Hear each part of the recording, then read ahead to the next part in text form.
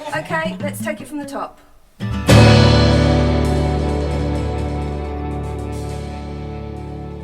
Welcome to Places She Shapes at Abbey Road Studios. I'm Zoe Smeeth, your host, and each episode I'll be speaking with our guests about their sliding door moments, the good, the bad, and the unapologetically ambitious. Our guests share real, unfiltered stories about building spaces both physical and metaphorical, leadership, taking chances, and how they found clarity and direction through change. I'm super lucky that we are recording this podcast at Abbey Road Studios. We chose Abbey Road Studios for the amazing history, acoustics, background, the birthplace of stereo, the studio the Beatles made famous. Guaranteed one of your favourite songs was recorded here. So I wanted to start this podcast series. I've been lucky enough to be a mentor for the last 5 years for the Circle Partnership, which is a really great organisation that is trying to keep mid-level women in the construction and property industry and move people up to more senior positions. And I think that paired with my team in the office and at work and conversations that I've had probably over the last 6 months made me really aware that there are some really inspirational people in the construction and property industry who I've got the privilege of knowing and many calling them friends. And I just think if I'd been, if you think back to that A-level, maybe a bit later, just floundering around going, I don't really know what I want to do. If I'd had the privilege of being able to earwig on a conversation between two people who had got a bit more experience and sort of helping people understand that you don't have to have all the answers. Sometimes you can just take the leap and see what happens. Being comfortable with being uncomfortable is something that is going to give you huge amount of opportunity, perhaps. And what's the worst thing that can happen?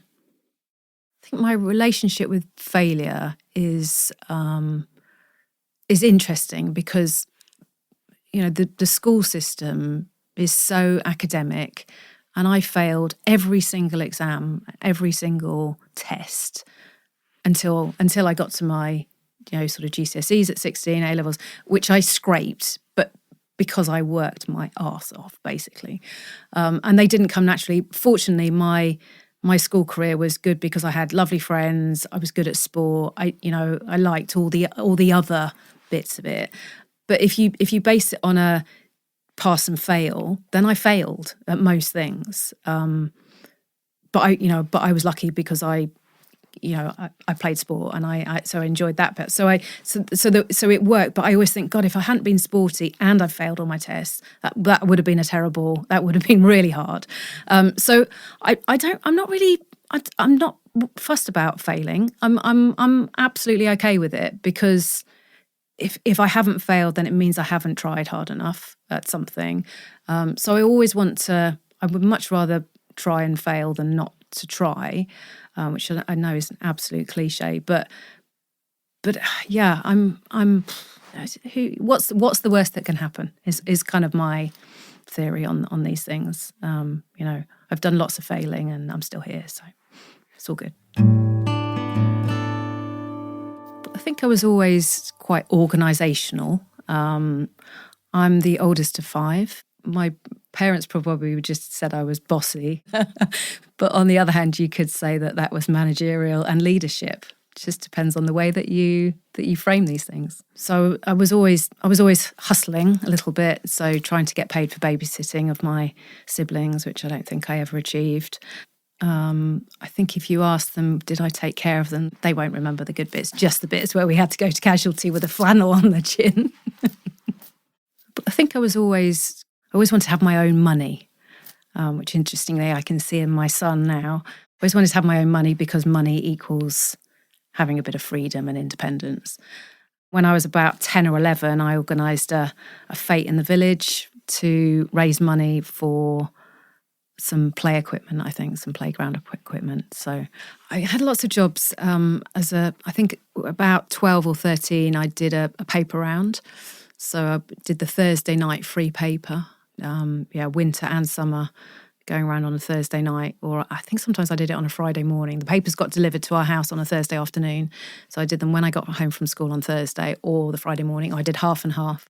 So that was quite good. And then if you had a insert that went into the paper, so somebody put a flyer, you'd get an extra, I think, £1 or £1.50 if you put a flyer through everybody's door as well. So some weeks there might be 3 or 4 flyers. So that was a really bumper week in terms of cash in my pocket.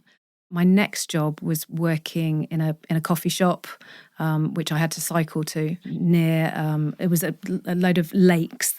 So they did a lot of jet skiing and sailing and water skiing, and I served burgers and sausages and Mars bars and things. So I did that on Saturdays. And then I worked in a nightclub when I was 17, 18, 19 for many years, which was great money. I worked in a very small town, so all my friends were going there anyway. So I saw all my friends. I was just on the other side of the bar getting paid for it. So it was great. I think one of the reasons that I took bar jobs was we lived in a quite small village outside of a town. So in the 70s and 80s, that you were quite isolated and quite innocent, I suppose, for a very long time. And I also went to an all-girls school, so I was terrified of anybody male. So working behind a bar was a great way of having conversations with men, but with a sort of physical barrier that made it less intimidating. I was quite shy, I think, as a child, very prone to blushing. So working in that environment where you were kind of safe because you were behind a bar, you had a role and a purpose for being there, rather than just standing around waiting for someone to chat to you or for you to chat to them. So that was always a good reason, and it meant that. Nightclubs were great because you had a panic button behind the bar, which you just pressed, and then loads of men just like thundered down towards you, and you went, those two, and then they just took them out. It's great. It's a certain level of power there.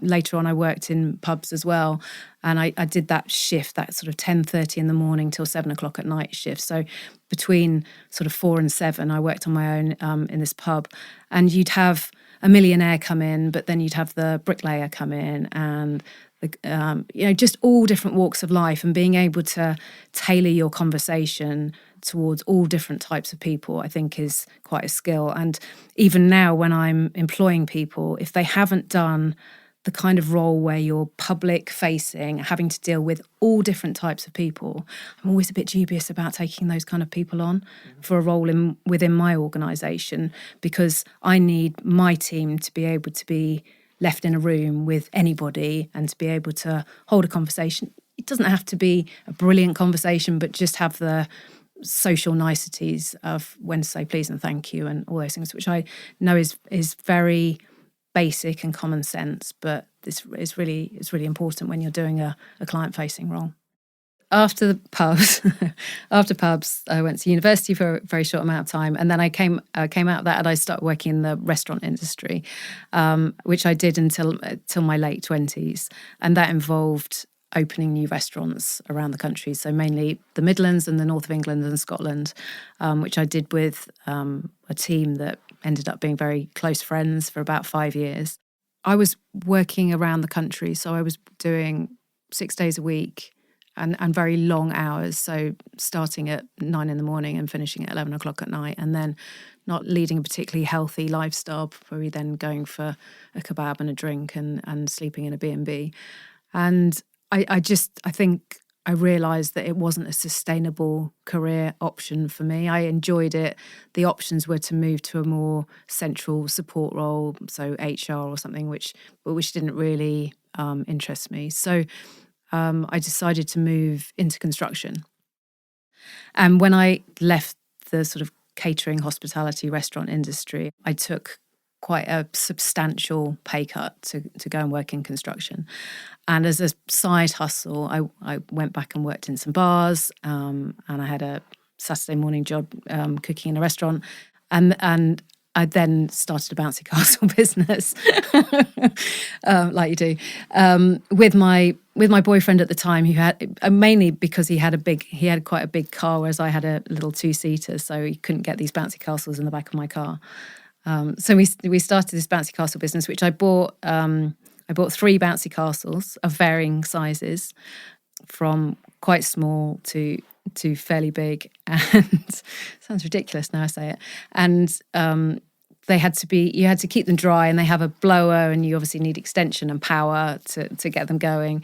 And so I just printed some cards out, put them up in supermarkets and shops around town. People would phone and say, I need a bouncy castle between 3 and 5 on Saturday. We'd roll up at 2:30, roll it out, fire it up, pray it didn't rain, go back in 2 hours' time, pray it didn't rain again, roll it up, put it back in the car, and go home. It was great little business for a few years. What there were challenges with it, though. It was quite difficult to do it single-handedly, just because of the weight of them and physically rolling them up, especially if they got wet. They were quite heavy. Probably a bit later on, after the bouncy castle business, a friend of mine and we bought a ice cream tricycle. So I'll explain that for you. So 3 wheels, as you can imagine, a tricycle has, but at the front, between the 2 wheels, is a freezer. I don't think we ever actually cycled it. We just used it as a mode. So you plug the freezer in for 24 hours before you needed it. We'd then roll it down we had it in a storage facility in town. We then rolled it down into town. We had to buy a permit to park it on the high street. And we had an umbrella, because if it was a really hot day, the freezer would obviously lose temperature quite quickly. If it was raining, the ice cream was fine, but you didn't sell any. So it was kind of like you prayed for it to be sunny so you would sell your ice cream, but you didn't want it to be too sunny because then your ice cream would melt. So it was quite a conflicting business for a while. But it was really fun, because my friend and I stood on the high street all day selling ice cream to people that didn't really want ice cream. And lots of our friends came by and bought ice cream, and I'm sure threw it in the bin on the way after they left us, because they didn't really want it. They were just being supportive. But it was good, because we had to pay the permit. We obviously had to buy the stock and make sure we had the right amount of stock, and then try and sell this ice cream. So it was quite fun.